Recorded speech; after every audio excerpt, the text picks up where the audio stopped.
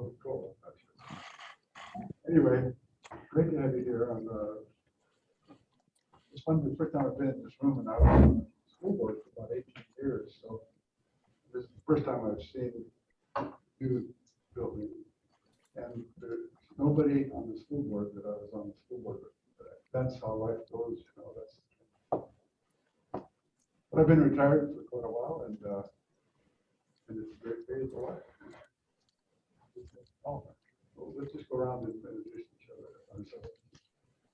Hi, I'm Sherman. I am a parent of students in the school district. I'm also part of the leadership team of the coalition and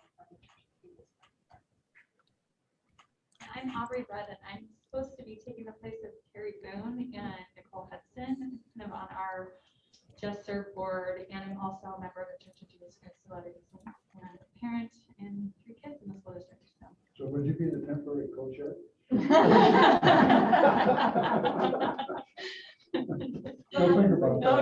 Let me ponder that. Yeah. I'm Cameron Medina. I'm the executive director of Brothers and Sisters of Snow. I'm Savannah, and I also work at Big Brothers Big Sisters. I do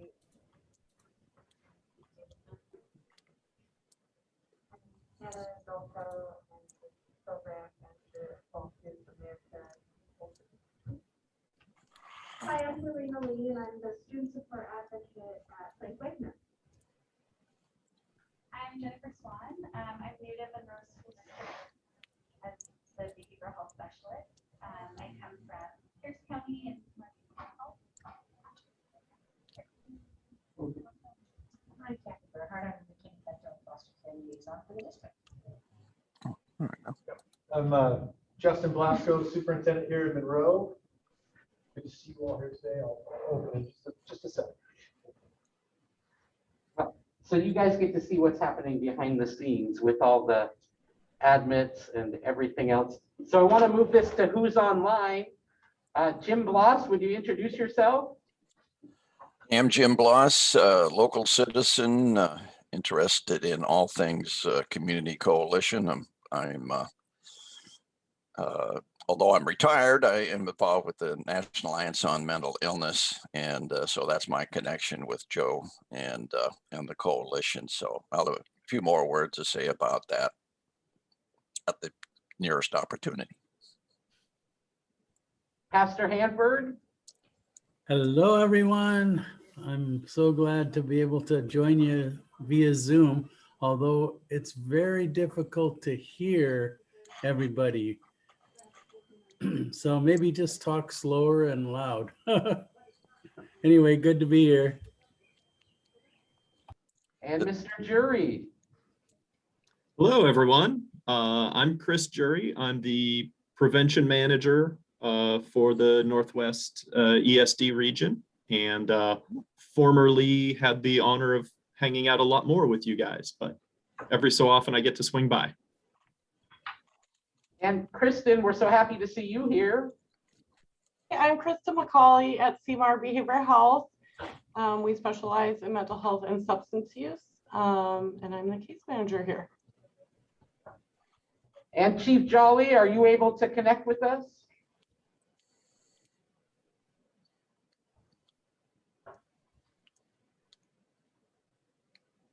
You're muted, Chief.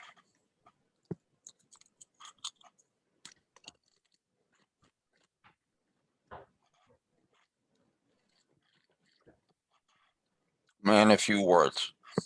Okay, well, we see you, Chief. We're hoping to get an update from you. Thanks for being here.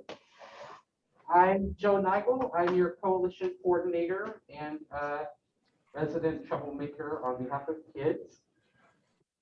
Who do we have in the back of the room with us? Welcome. Just got here. We're driving from Plain, Ohio. Oh, welcome, welcome. What brings you here today? We're with Hope Unlimited, Yes. and we have done presentations for your group before. Great, wonderful, wonderful. Well, okay then. In a second, I'm going to hand this off to Dr. Blasco, who I can't believe we're in person, you guys. It's so different than online. Online, you were all like 6 inches from my face. It feels so personal. And now you're all the way over there. Like, I feel like I need to just be right in your face. Really quickly, I wanted to draw your attention to this handout on the table. This is the Coalition Accomplishments 2021. It's my custom each June to show you what we've accomplished together. I want to make sure you are aware of what we've done. And so when I started this morning, I was thinking, what am I going to share with you guys? And then as I went through my calendar, just one domino after another. I'll be brief so we can give Dr. Blasco some comments, but because of you guys, the coalition has funded 2 student support advocates. Monroe School District funds our 3rd student support advocate 100%. The coalition funded a dual diagnosis treatment therapist who's housed at Monroe High School but serves the whole district. That's Matt Hill. The district funds 20% of the match so that we can have Stephanie Phillips here. Stephanie is our student assistance professional housed at Monroe High School. The grant pays for 80% of her position. The grant still funds 50% of my position. I'm grateful for my other half, and I get to work for you guys all the time. This year, we secured special funding for YMCA and Boys and Girls Club to implement the COPE Mental Health Prevention Program, a 7-session program at every Boys and Girls Club and YMCA in Snohomish County. We were just named a suicide prevention grant awardee. That's $110,000 over 2 years. And I just received notice of our award for continued coalition operations. That's $260,000 over the next 2 years. This year, in terms of implementation, we hosted 2 listening sessions over the summer between students of color, the superintendent, and his executive cabinet. When those students found their voice, they became the Monroe Inclusion Collective, which is very active in the community today. We launched a new coalition website this year. Over the summer, we hosted a summer-long book and reading discussion series with 22 Monroe High School teachers on white fragility, culturally responsive teaching. So you want to talk about race. We had our highest annual community survey of adults response rate ever. We implemented the life skills training program to every 6th, 7th, and 8th grader in Monroe School District. All 9th graders at Monroe High School received the evidence-based project success classroom education series. We still have parents using our online Parenting Wisely curriculum, the only evidence-based online parenting curriculum. And we have in-person sessions about to start at Take the Next Step. We funded, trained, and are implementing a special social emotional learning play program at Salem Woods Elementary called Playworks.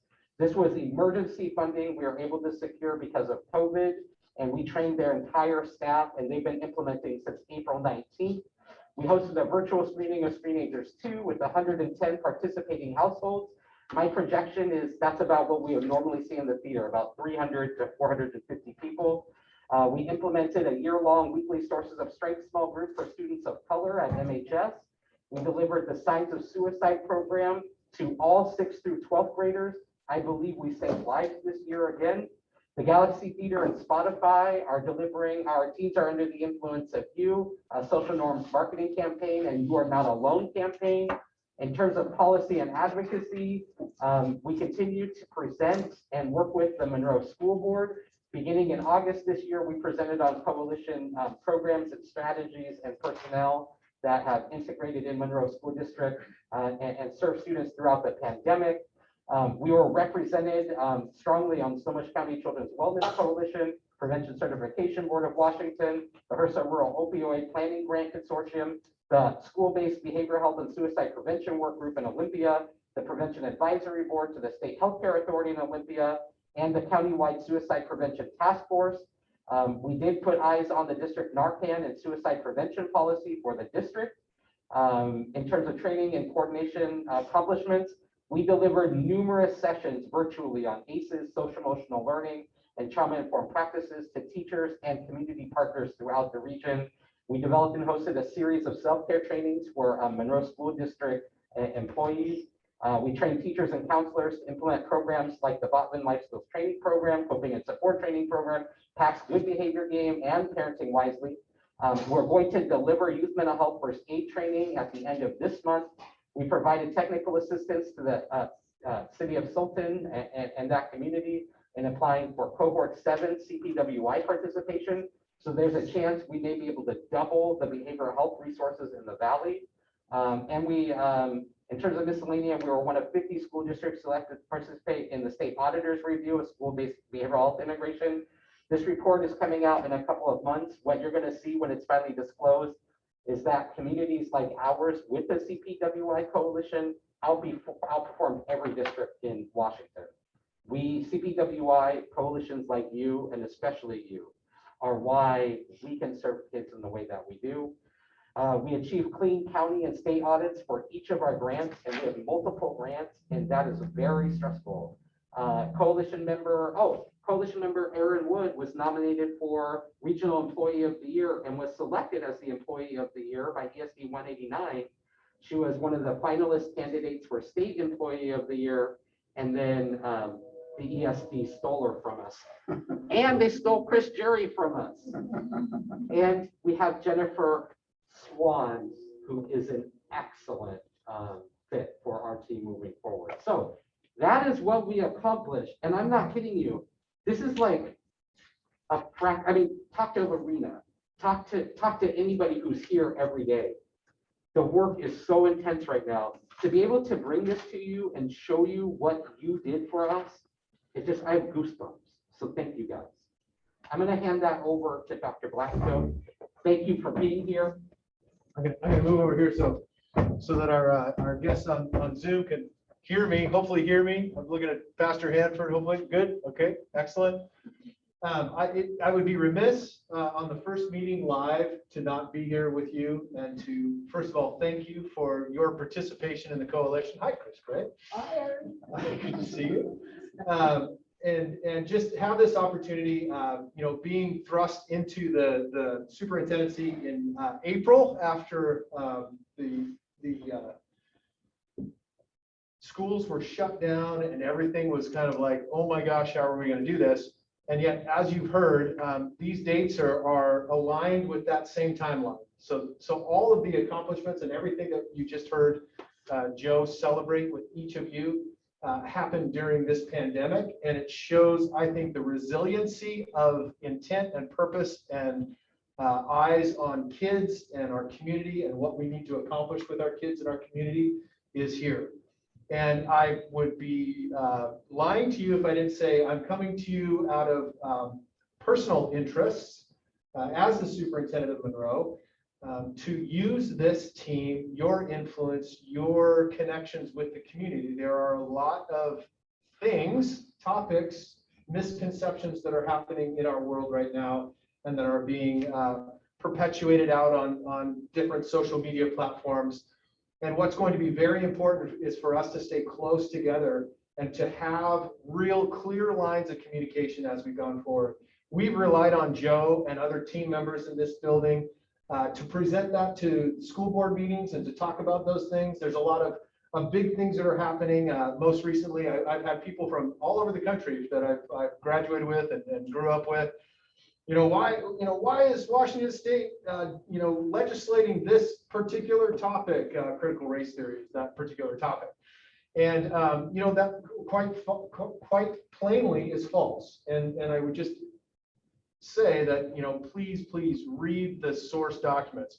One of the things they teach you over and over and over in your doctoral programs is that's a great article, but that's not the source document. Go to the source document. The source document is the law, right? So go read Senate Bill 5044. Go read those things and really understand what it means, and having conversations about collective efficacy, meaning all of us believing in every kid and really understanding cultural competency, realizing that the way that you and I were raised is different than maybe other people were raised, and maybe those cultural norms and everything. And we really plan, Joe and I conspire.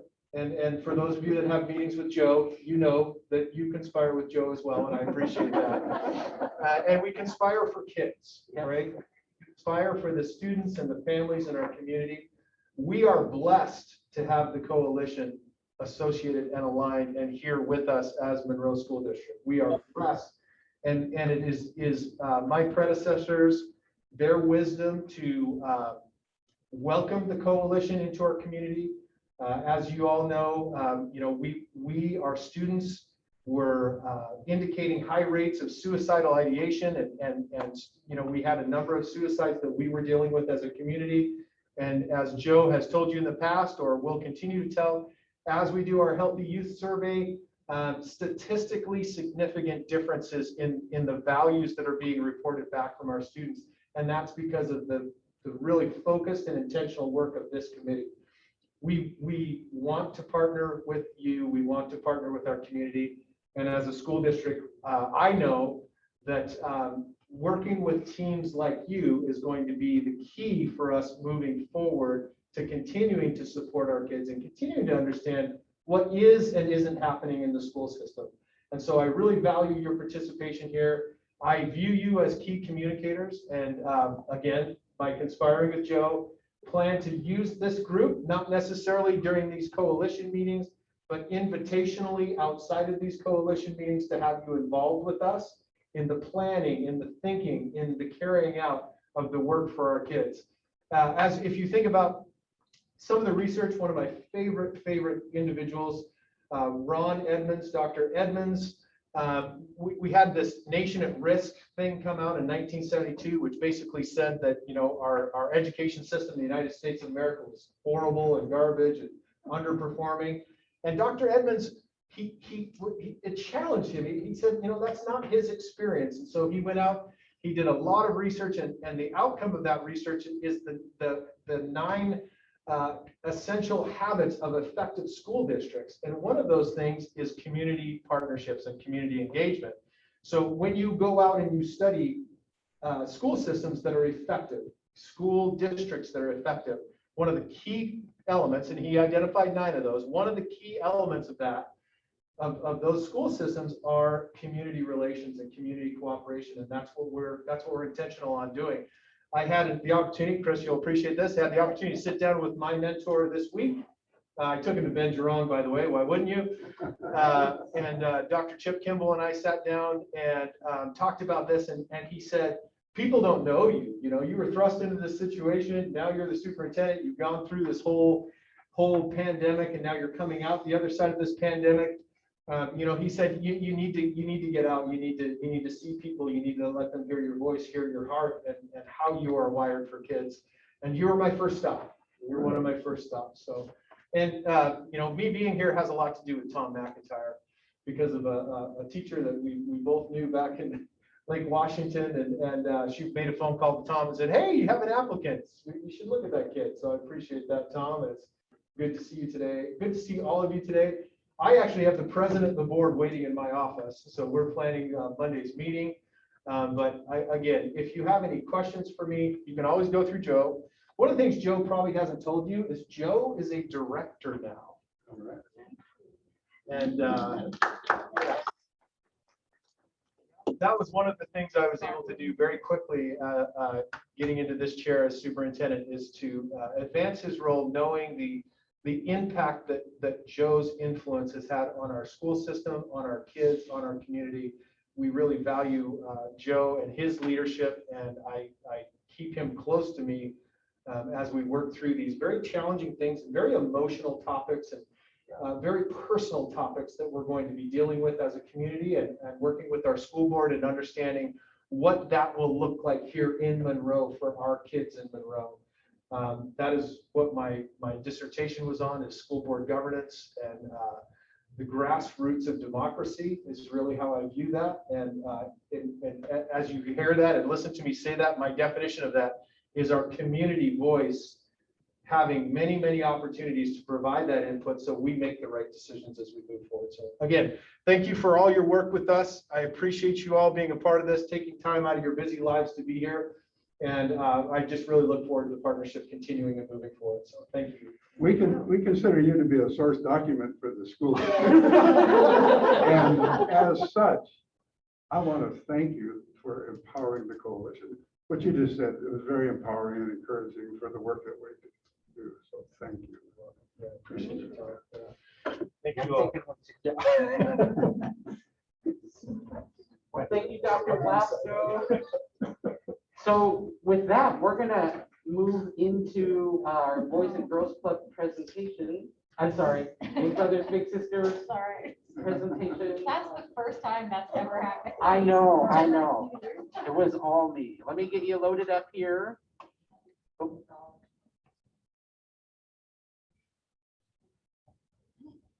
And then I'm wondering if you can come sit where Dr. Blasco did so that we can hear you. Absolutely. Slideshow from beginning. I'm gonna share my screen now.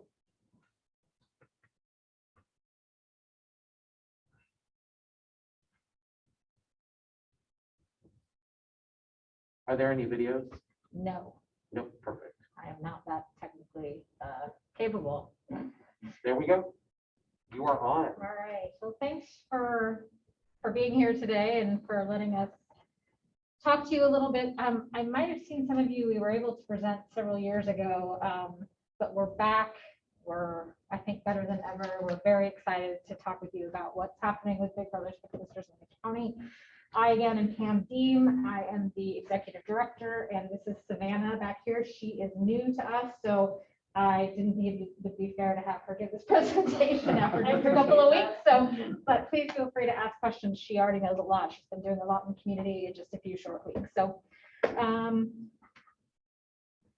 do you all know what Big Brothers Big Sisters does? I always like to ask this because, yes, yeah, okay. So we are the nation's largest mentoring organization. Nationally, we've been around since the early 1900s. We have been in Snohomish County since 1987, and there are 5 affiliates that serve this state. We are different in Snohomish County because we actually are an affiliate of the YMCA. So what that means for us is we have 6 physical branches, as you know, one up the road, and we are the 7th branch. Essentially, it's how we operate, and we just do youth mentoring. The kids that we serve tend to come from low-income families. They have a lot of single moms bring us their kids, especially their boys who don't have a father at home. A lot of our kids live in foster care. They might have an incarcerated parent. About a little over half the kids we serve are kids of color. So that's kind of the demographic. We will serve anyone. We don't turn kids away unless they don't want to be in the program. If they don't want to be in the program and their parents want them to, we're not going to force that because it won't work. So next. I think I went over this. So the nice thing for us about being part of the YMCA is that we have shared infrastructure, and they help us with IT and HR and accounting. We get fund development help and marketing and all those things, which is fantastic. So we pay a little bit of tax to the Y for those services.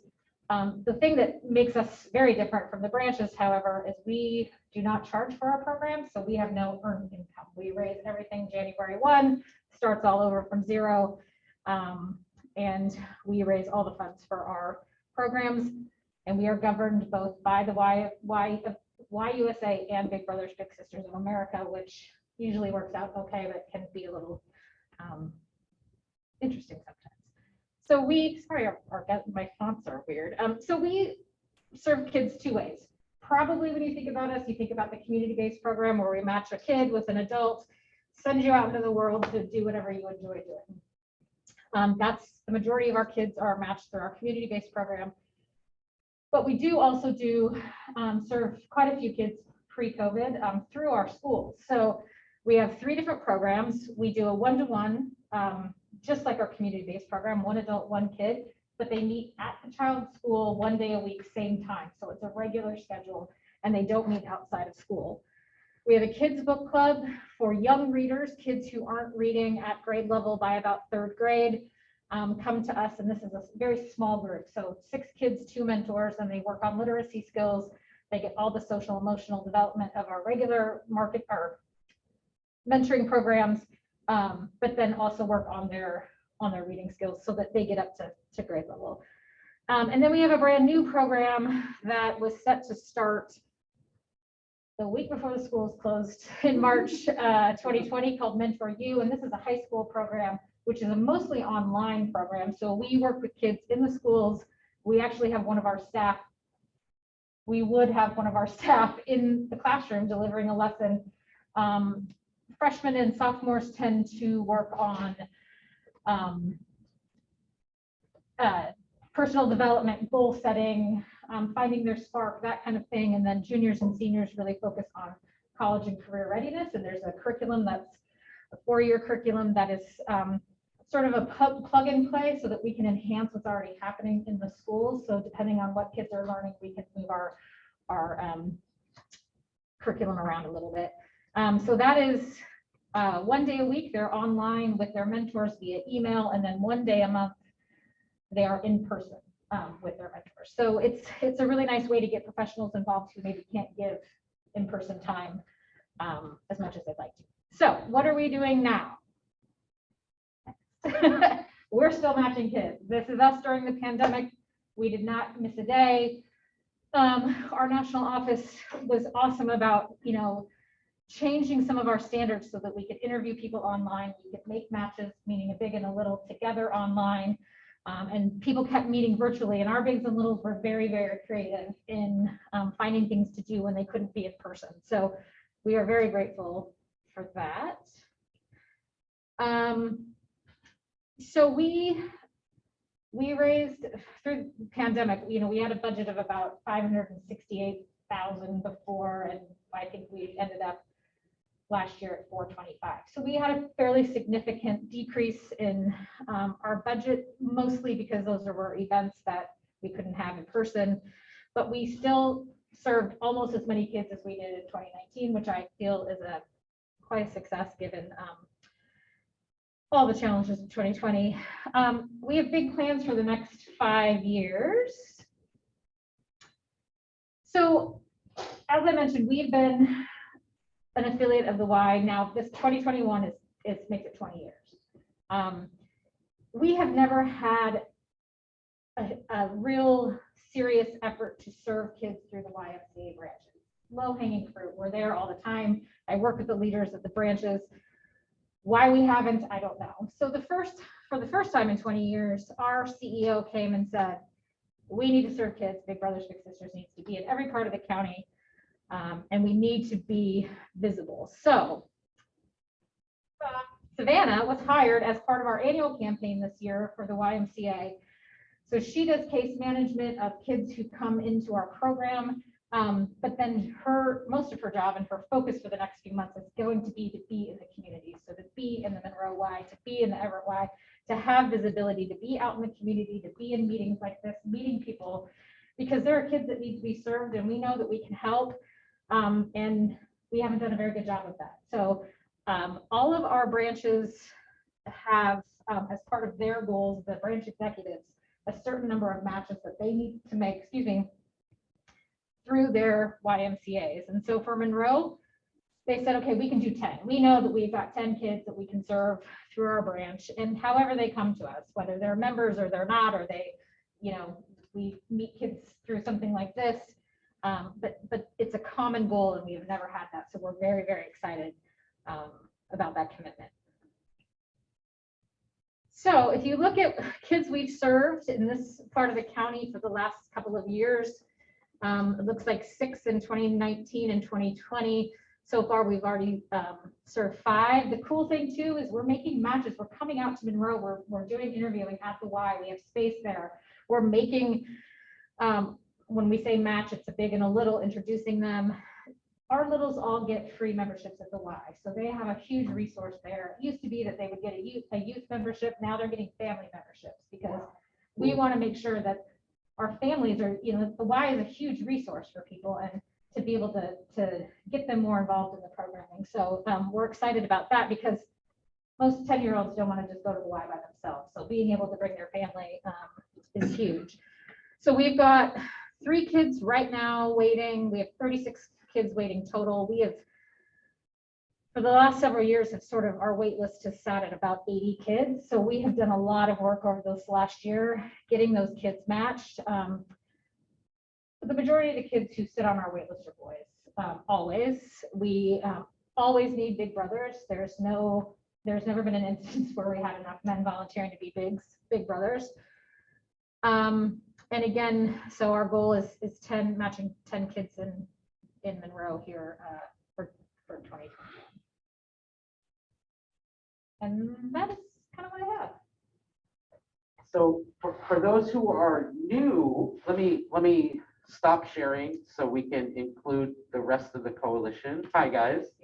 For those who are new to the coalition, you should know that the coalition has historically prioritized mentoring as like our most desired strategy. There's a reason for that, because mentoring is the single most effective prevention strategy on earth. Relationship is the evidence-based practice. One of the reasons why we've had challenges with that is because there's also a flip to that coin. Mentoring can be one of the most dangerous interventions that we launch if not done well. So matches that end early are more likely, matches that end in fewer than 6 months are more likely to cause substance abuse, to cause juvenile delinquency, because the trust mechanism is broken. Matches that last between 6 and 9 months, the span of a school year, generally show no positive or no negative long-term impact. They're neutral. Matches that last for 1 year or longer and that are well maintained by the host agency have incredible lifelong outcomes. And so in Washington State, the only approved evidence-based mentoring program is what's offered with Big Brothers Big Sisters. So we had a great meeting the other day, Pamela and Savannah and I, about where the organization is going, about where they were. And we just thought, we didn't have this pre-planned. We just thought, I need to get them here now and in front of you now, because today we're talking about our future. In a second, I'm going to show you the programs I'm asking you to commit to over the 21-22 school year, but new funding always becomes available. And it sounds like Big Brothers Big Sisters is in a position to serve Monroe in a way that they haven't been in the past. And so these have been historically great partners, and they're back. So that's why we're here today. I wonder if we have any questions for Pamela or Savannah. I have a question. Do you have plans on opening a program in Stanwood at the new one? Yeah, so we're working with them as well. In fact, we just met with their school district a couple of days ago, and we have Savannah's been up there a couple of times working in that branch. So yes, I mean, it is really an effort to reach areas of the county that we haven't been able to. So absolutely, right. Yeah. Thank you. Yeah. Okay, anything else? I guess the question I have is like, what kind of age range are you looking for the mentors, the Big Brother and Big Sisters? Yeah, so for our program, if we were talking about our school-based programs, not the high school one, but the young ones for the younger kids, we say 18 and up. And then for community-based programs, 21 and up. Now I say that, and there is an option, and this is something that I want to explore a little bit more. There are lots of agencies across the country doing something called high school bigs. So what they would do is they would, it especially works at the high school and like there's an elementary school nearby where you actually have high school kids serving as bigs, and they go into the elementary school and they meet with groups of kids there. So that's something we are not doing right now in Snohomish County, but that's certainly an option. And it's, I think it's good for teenagers in lots of ways in terms of community service hours and lots of other things. And little kids love teenagers, so it's kind of a nice, it's Monroe a few years ago did that with teams. So the basketball team would go to a grade school and give a presentation and then make a connection. Yeah. And I think that, and I think when my daughter was at Salem Woods, I think that she made a connection with a girls basketball player from high school. Yeah. So I don't know if they're doing that anymore, but for a number of years they did. Yeah, I think it's really great. Yeah.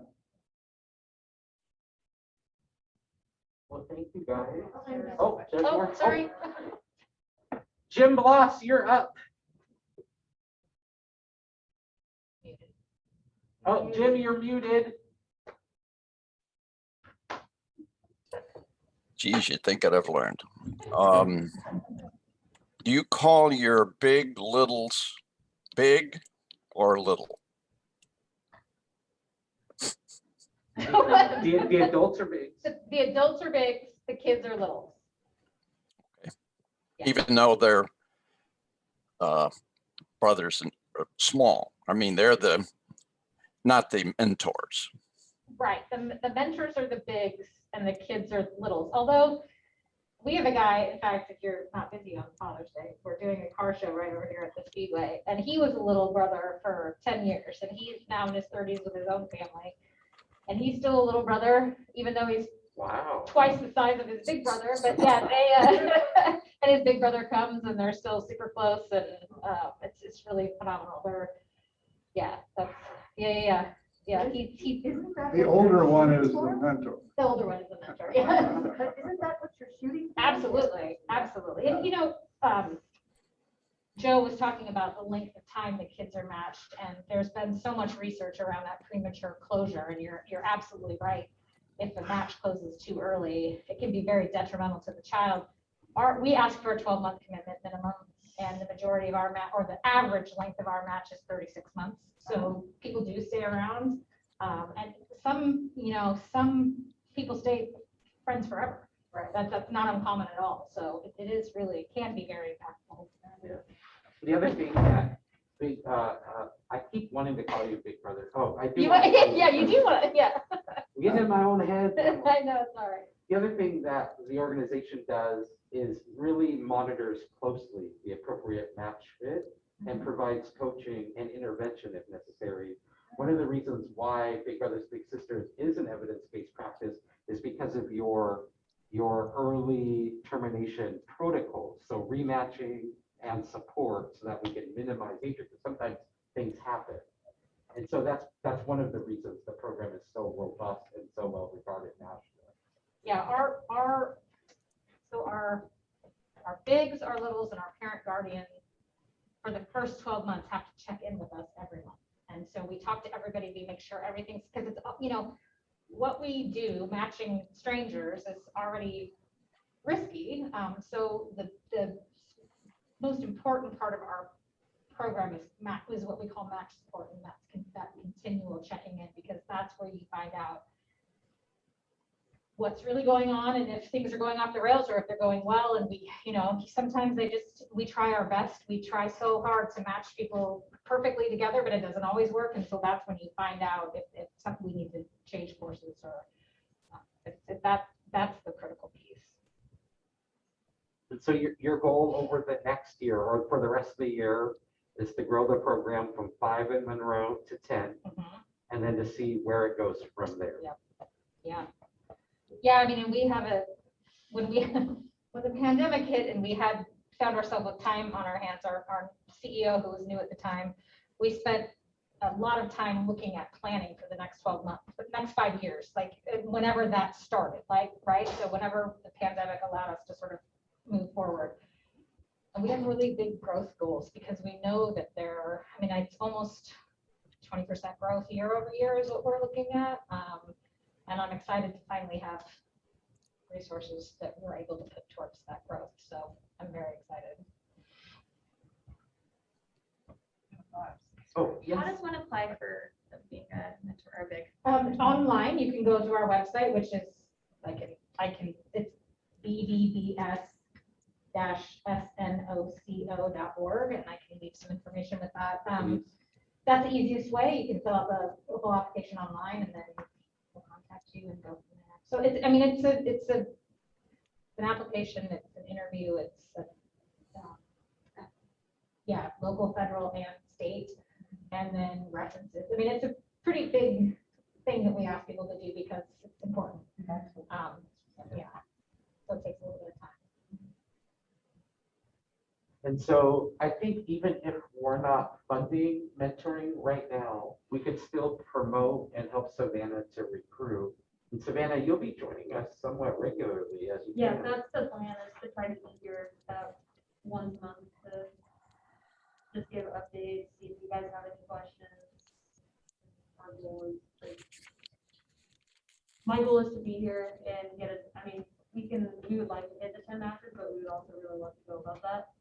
So whatever I can do to help, so I'm gonna definitely try to make sure I'm present to make sure that happens.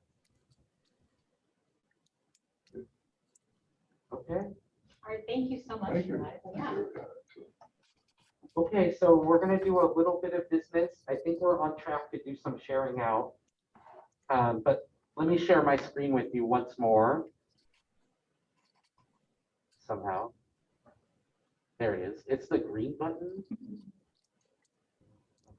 Hold on.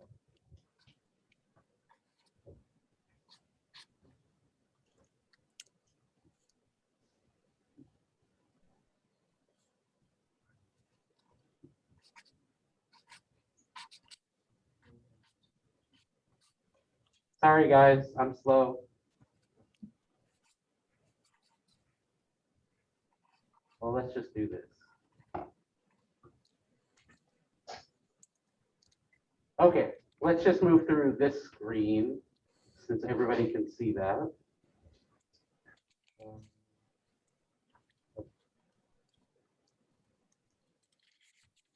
Okay, first, we're not going to read this. I just wanted you to see that we were indeed awarded the grant that we went after. The suicide prevention grant is a collaboration between us and the community of Sultan. Because we've received the grant funding for this project for multiple years in a row, and it's competitive and was initially designed not to sustain programs, we're always at risk for losing out despite our success in implementing these strategies. One of the things that happened this year was Sultan was placed on the high needs community list. They were one of 3 high needs communities in Snohomish County. We used to be on that list. We are no longer. But because Sultan has need, we're neighbors, it made sense to me to increase our competitiveness by working with our neighboring communities. And so that's what we did. We asked for more funding than we ever have before. Generally, it's $20,000 per year that we're awarded. This year, we're awarded $55,000 per year. So 2 years, that's $110,000.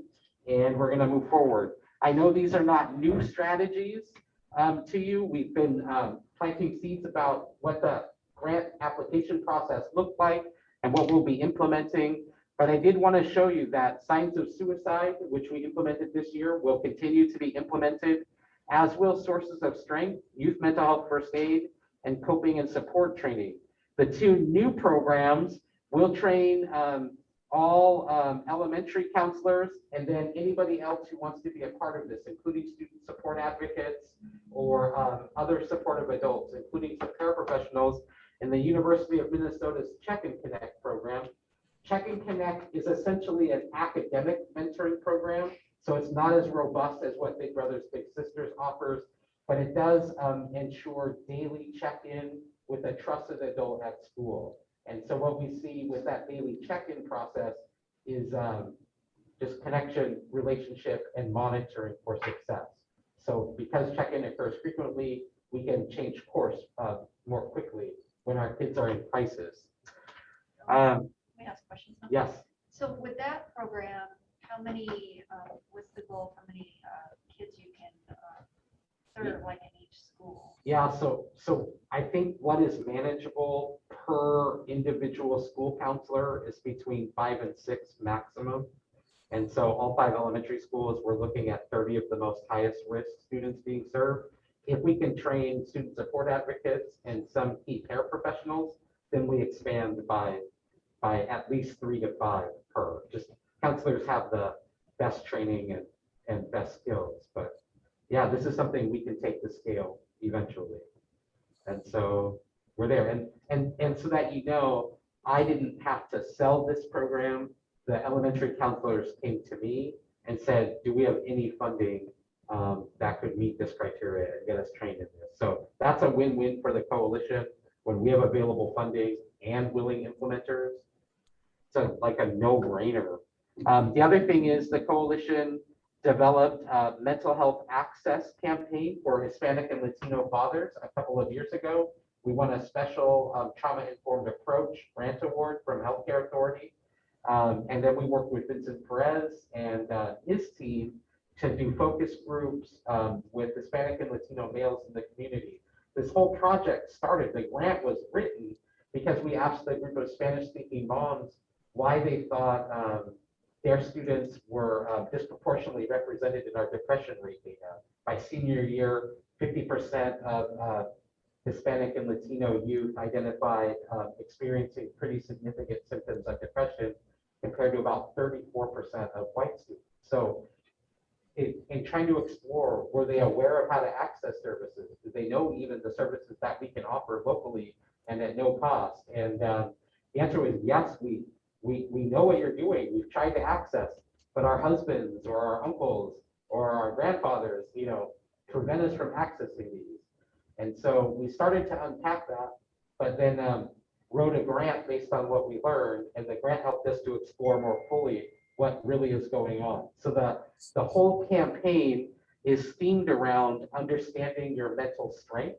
That was the phraseology that most resonated with our Hispanic and Latino fathers in the Valley. And then the message around that is, let's get better. Let's get better as fathers. Let's get better as sons. Let's get better as uncles. Let's get better as brothers, right? So let's get better at understanding our mental strength, seem to break down those barriers. So the more we focus on our Hispanic and Latino community around mental strength, sharpening mental strength, the easier access will be for their families and their children. So we requested funding to really launch this community-wide beginning in the fall.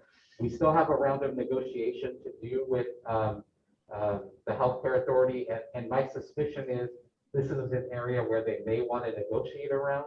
That's okay. We'll give it our best shot. I don't think there'll be problems. They're just going to want us to jump through some extra hoops.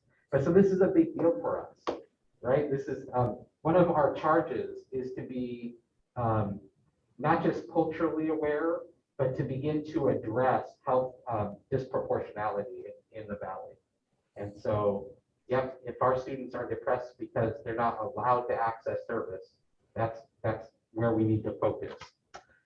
The other thing is, I mentioned that we are being awarded the CPWI grants. The programs that will carry over from last year and the year prior into next year are what we're already offering. The big difference is we suspended the PACS Good Behavior Game program because you need to be in person for that. And now we're back in person, especially starting next year. So next year, what we're proposing to the state is to continue implementing PACS, Project Success with Stephanie Phillips at MHS, the Sport Prevention Plus Wellness Program, the Parenting Wisely Program, the Votman Life Skills Training Program, which is actually a separate grant from OSPI, and then our two primary social norms marketing campaigns. One of the questions I have for you, if we have time, but where we'll really start focusing over the summer and into the fall is, this long hiatus from being together is an opportunity for a reboot and a reassessment of who we are. We are accountable to our fund source, which is primary substance abuse prevention. That means every program we have to implement needs to demonstrate a primary substance abuse prevention outcome. But what the coalition has always focused on is issues that have shared risk and protective factors. So we target program that does have a substance abuse outcome, but may also have depression outcome or anti-anxiety outcome or a suicidality outcome. So we focus as a community on those shared risk and protective factors. But what does that mean for us moving forward? What does it mean when we can be together again? This year, we have very few community offerings. What we did offer was virtual. Who do we want to be if these programs are going to be maintained, right? So who are we as a coordinating body, as a powerful coalition that empowers this success? So I really want to spend time unpacking that. The leadership team, a leadership team member sent me an email just saying, yep, we need to reboot. And so this is the perfect time. So I want to put that out there. Hopefully, as people feel more comfortable, we'll have more people in this room. I'm really pleasantly surprised by this today, but that's where we are. If you're a voting member of the coalition, Tom, Sherry, Lorena, Chris, do you have any issue with me submitting these programs as I'm presenting them to you right now? No. Okay, so that's what we'll do then. This is due on June 15th. We have planted seeds the last couple of meetings, but okay, we'll consider this official. And then I wanted to offer to Hope, since you're here, did you want to address the coalition and share what you're up to? Well, I'll let our training director talk. Welcome, welcome. Well, my name's Linda Fury. Actually, Linda, can I get you to say, sorry to put you in the hot seat.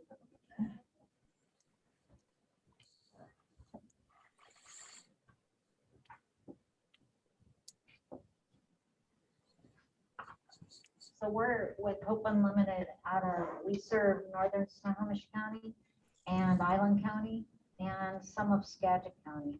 And our primary focus is community awareness and teaching curriculums in the school districts. About the two programs we teach is I Empathize. Have you heard of I Empathize? I haven't. So it's Norma should come up too, 'cause she's part of I. No problem. You can talk about I Empathize, and I'll talk about the season. Okay.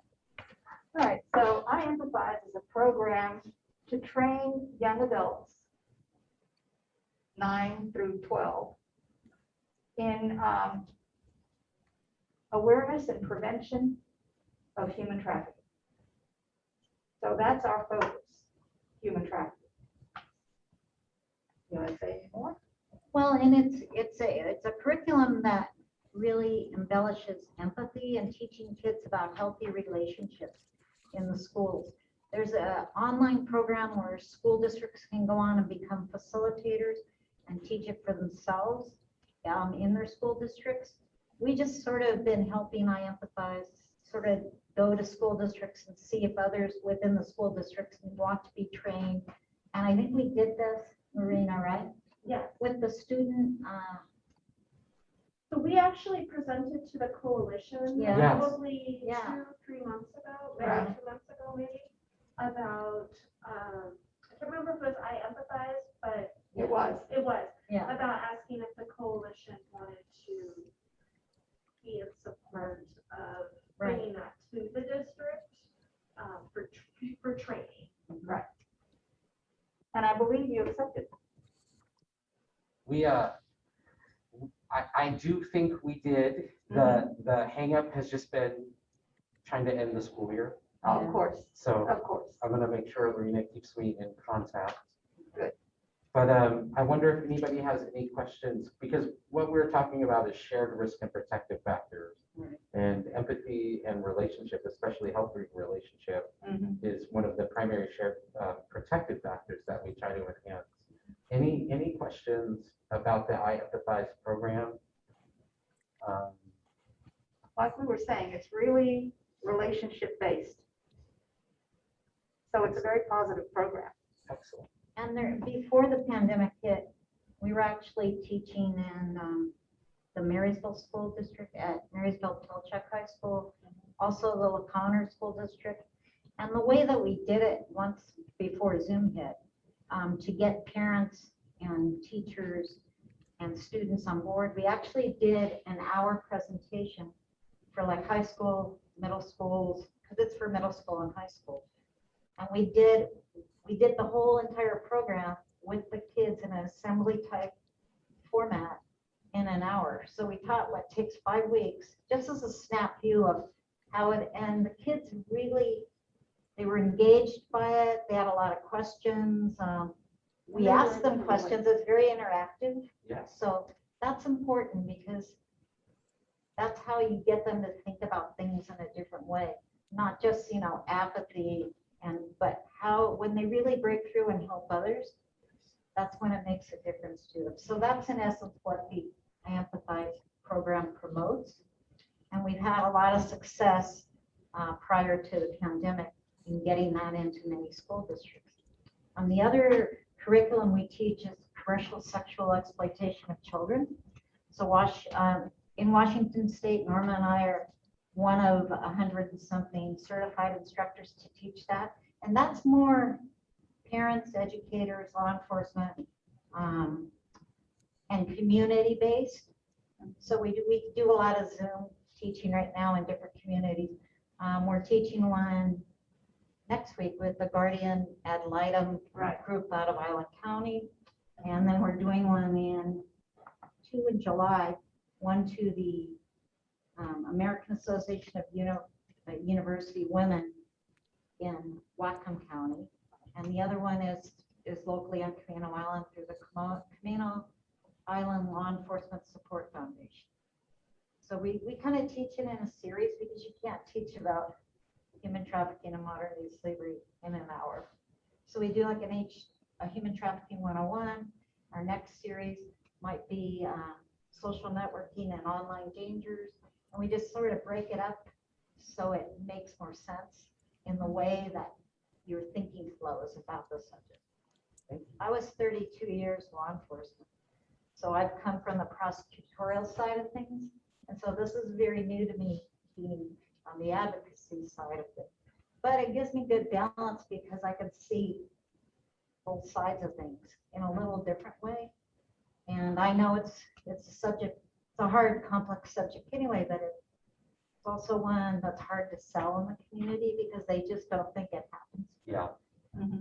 And law enforcement does not have the tools and resources to really arrest their way out of this one. Yeah. And so many police chiefs and others that we've talked to believe it has to come from prevention. And so that's why that's our main focus, prevention and community awareness. And we've been around about 4 years now. And every day we make different breakthroughs, and that's very encouraging to us. And so we don't just stay in our little bedroom community. We go to places where others are also interested in prevention and what we like to see what they're doing. We belong to the same task force that Learning belongs to in Snohomish County. So just getting out there so people can put a face with what we do and we can network and meet others, because that goes a long way. Exactly. Well, thank you both for being here. I think some people online in the chat wanted just to know the name of your program and the two elements or the name of your. Oh, in the chat. The name of the program. Okay, so we teach I Empathize, and that's primarily for schools. And then we also teach a CSEC 101, which is for community. It's say the name. Do they want to know the name? But I can't read that without my glasses. So. I Empathize with an A. Oh, okay. I'll And correct that. what is the name of the organization again? It's Hope Unlimited. Hope Unlimited. Great, Yes. thank you. And you can check our website. It's hopeunl.org, and we're the anti-trafficking initiative, anti-human trafficking initiative. We Right. also have a chaplaincy program and another program called Northwest Incident Support. They're the ones that respond on scene when there's an emergency to provide support to the families. First responders most. And there's always room to sit on the Snohomish County Task Force. Yes. For, we're on the education subcommittee, which is doing this work. But there's a couple others going on, but they always need more people at the table. So there's always an opportunity, yes, to be on the task force level. Joe, And I have a question. Yes. Yes. Is everyone aware that we are going to have a night out against crime this year? And this would be a good place to have a booth for. We do have a booth every year. Oh, good. Yes. All right. We'll have one Just- again this year. Just checking. Sure thing. And I have a quick question. Oh, Jim, go ahead. Well, mine is quick too, I think. in this era of inclusion and diversity, do you give courses, trainings, or whatever to, say, the Latino Hispanic community? I speak Also, Spanish. also, the disappearance of indigenous women Right. is a big issue. So how about the tribes? We have, you know, a bunch of Native American tribes in the state of Washington. So Mhm. We're aware and we work with them. And a lot of that is addressed through the task force we also sit on with law enforcement and other services-based organizations. We're just one of at least 10 or 20. So the task force is a really good way to connect with each other and try to help each other move things forward. do you work with the or interface with the, is it the not the interfaith ICRT, or the intercommunity faith and justice work, the one run by the sisters group in downtown Seattle? Not aware of them, but we do sit on the King County Task Force as well. I'm sure they do too. So Probably. thank you. Welcome. Chris, Yeah, my quick question. My wife is the director of the Providence Intervention Center for Assault and Abuse. Just wondering if you guys are connected with them. we are through the task force. Perfect. Good to know. Right. Well, thank you guys. Yeah. Sure. Our pleasure. What I'd like to do is open this up to a couple of our partners, since we have you and we haven't heard from you in a while. Kristen, would you give us an update about CMAR and what you guys are up to, or what challenges you're facing?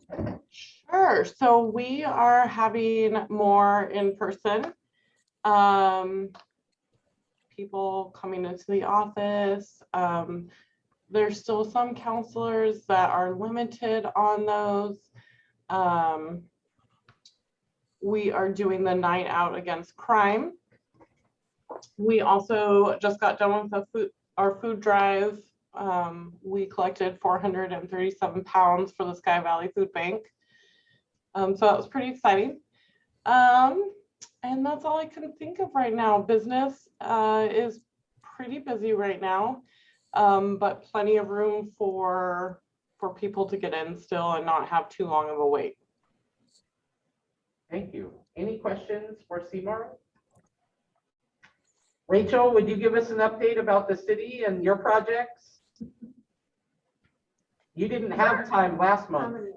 Yeah, no, so the city of Monroe has recently approved a contract with Kulik Strategic Advisors to perform the community needs assessment and facilitated program development. We're really excited to be working with them and doing a needs assessment and gap analysis of the services in Monroe, and coming to the final report here at the end of August and early September. So I'm excited to be working with them and supporting them in that. We're excited to benefit from your contract. Yes, and then more is going to be coming out. More information is going to be coming out in the applications for ARPA funding. It looks like it's going to be coming out in July, and I know that the mayor's priorities are recovering, resiliency, and reconnecting community. And so there's going to be different buckets that we're going to be accepting applications in, and then our boards and commissions are going to be reviewing those applications to help distribute those funds out into the community and fill those gaps. Wow. Wow. Thank you. Any questions for Rachel? Mr. Bloss, would you share about NAMI? You betcha. NAMI is the National Alliance on Mental Illness, for those of you who aren't familiar with the organization.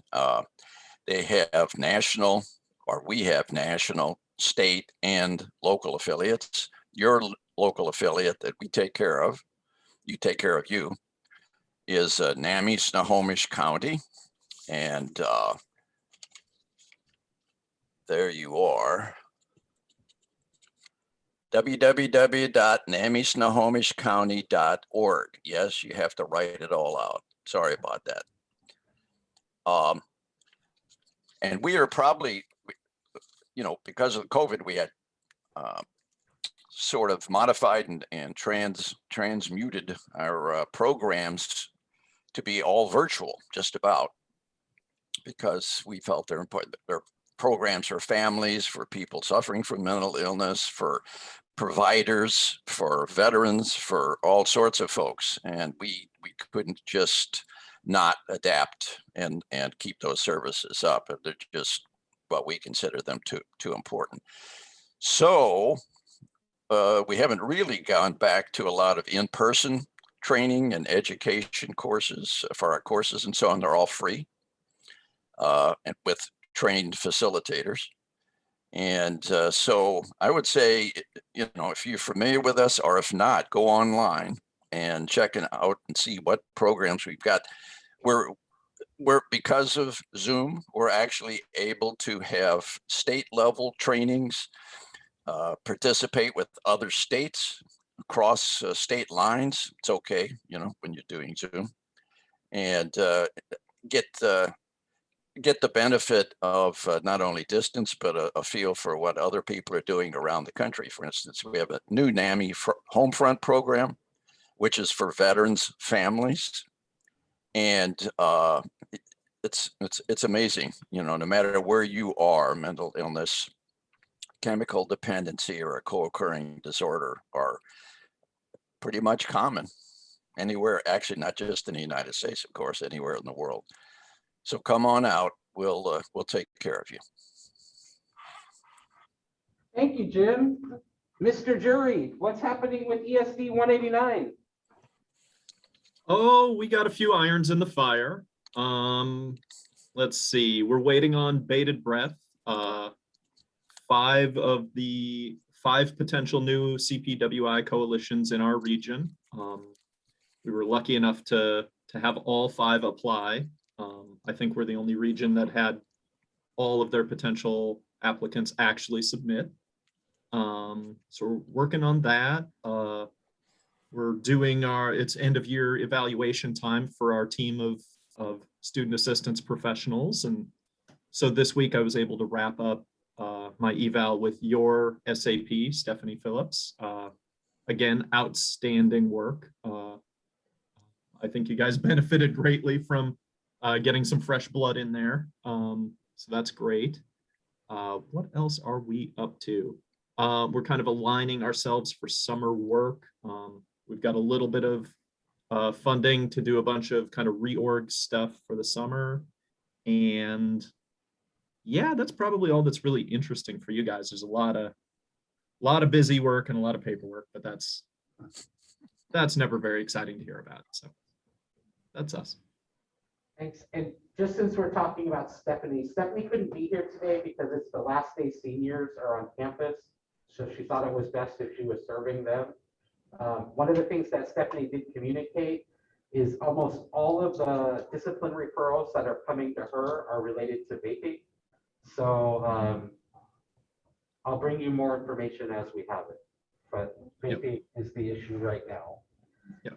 And through the summer, we're hoping to get all of our SAPs trained in the sport intervention, which proved to be very, very successful in years past. So we're hoping to keep that train rolling. Excellent.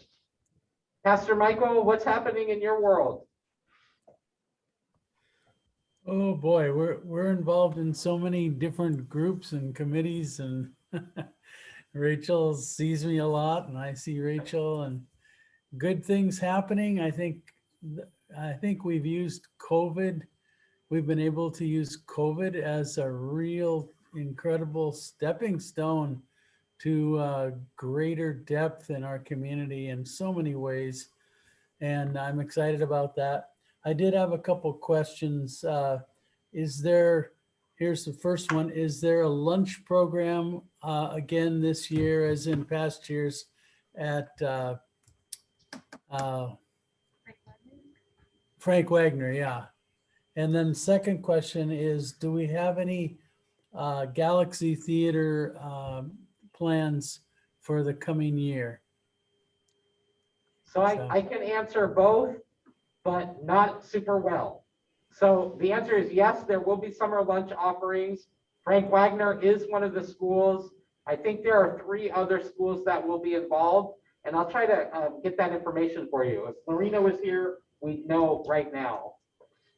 As for the Galaxy Theater, they are reopened. They're still at limited capacity.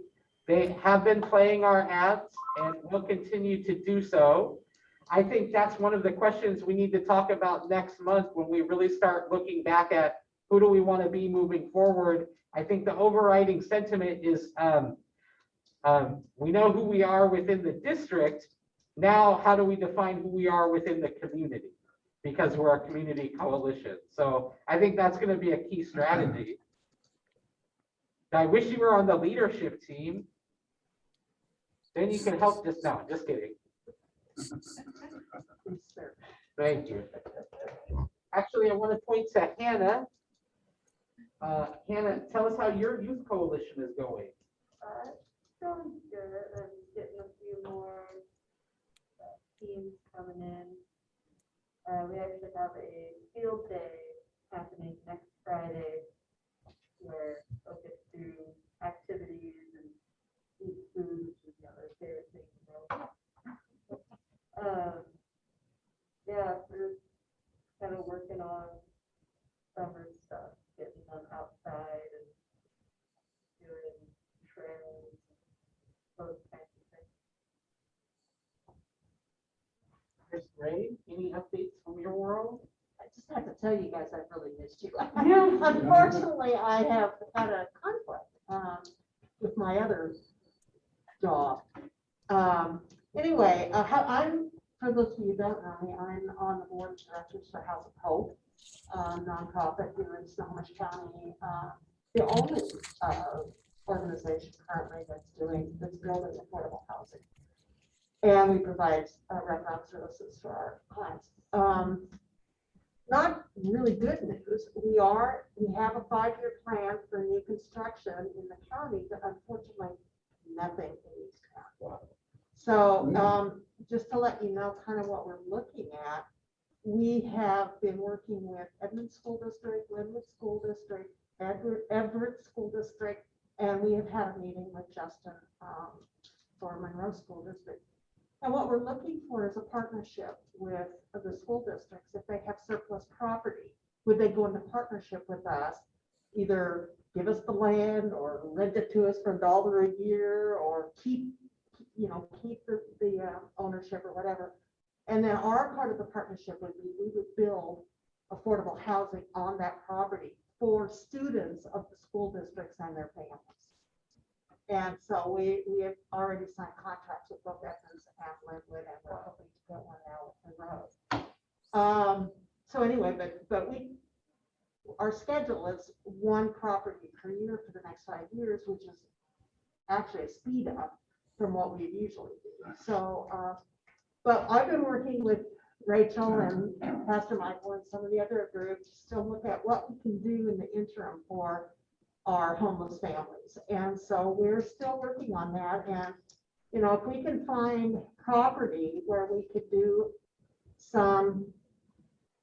we're looking at pallet housing now and stuff like that, then maybe we can fill that interim on a temporary basis until we can build something permanent here in Monroe in 5 years. So that's kind of where. What's that program that you're talking about, Justin is very interested in. Oh, I know he is. I know he We is. met with him together. Yeah, thank you. But he has to work with the board, and the board is going to change in November. He said they're going to get 3 new board people. Exactly. So it's probably going to just delay that because, you don't invest a whole lot in someone that's not going to be there, Yeah, I have no qualms that he's very interested in a partnership with us. And so I'm kind of looking at that as probably. Was it Lyndon Johnson that said, if they're gonna be with me on the landing, they better be with me on the takeoff. So, anyway, so that's where we're focused, but really focused countywide on homeless students and their families.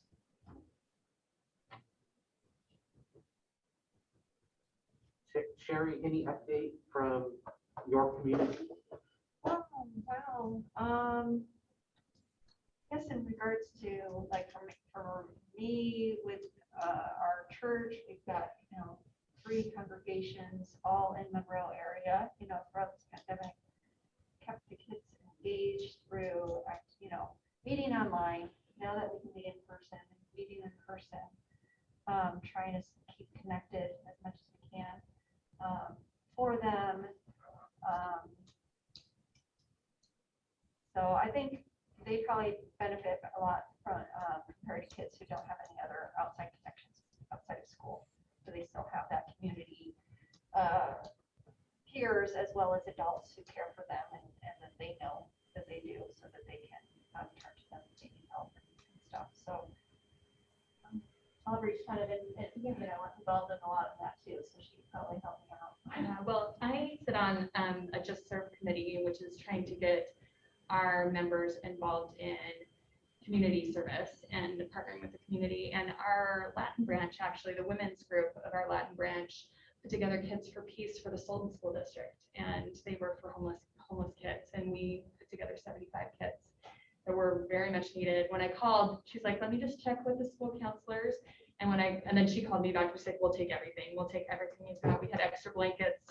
I guess homelessness in Sultan has really gone up during the pandemic. So that was something that was really neat that we've been doing. And so, yeah, we're just, I'm kind of here to ears and eyes of how we can help or volunteer or be of a support in the community, and how we can take your guys' resources and benefit our youth and congregations. So yeah, that's just one thing that we've done. Oh, and we actually are partnering with the Lutheran Community Services to help refugees coming into our communities. And so I guess it would be maybe of interest to you guys putting together backpacks for children coming into our communities. So that can be found on justserve.org. There's kits that you can sign up for items, and all of it is online. So you can just purchase something, a donation, and then send it to our humanitarian coordinator, who has a storage shed full of things for refugees when they come in, and then we partner with LCSW to help those families. So yeah, that's just one thing that we've been up to. But You have the website? sorry, what was that? The website? Yeah, justserve.org.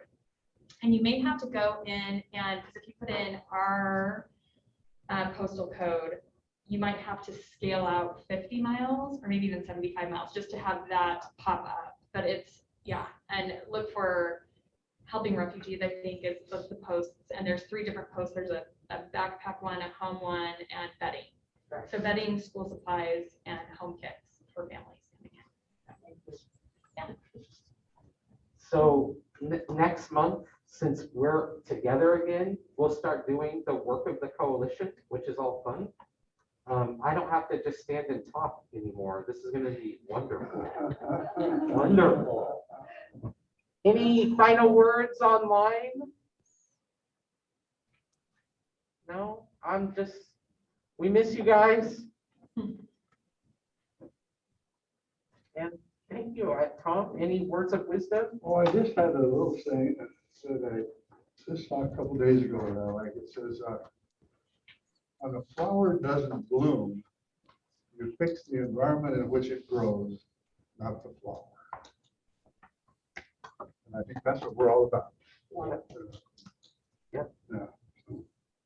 Well, I think with that, we're adjourned. That's right. Thank you for your time, everybody. I'm so happy to see you.